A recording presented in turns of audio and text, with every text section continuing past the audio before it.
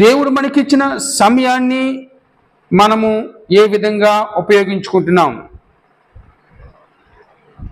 పోయిన సమయాన్ని తిరిగి తేలం,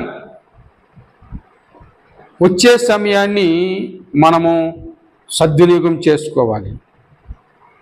ప్రియమైన బిడ్డలారా, ఈనాడు సమయాన్ని నానా రకాలుగా వ్యర్థపరుచుకుంటున్నారు. ఆయా రూపాల్లో ఆయా రీతిలుగా అనేక మంది యవనస్తులు, పెద్దవారు ఈ సమయాన్ని వ్యర్థమైన విధంగా ఖర్చు పెడుతున్నారు.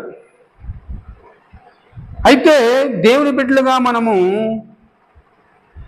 సమయాన్ని వ్యర్థంగా ఖర్చు పెట్టకూడదు. సమయము చాలా విలువైంది.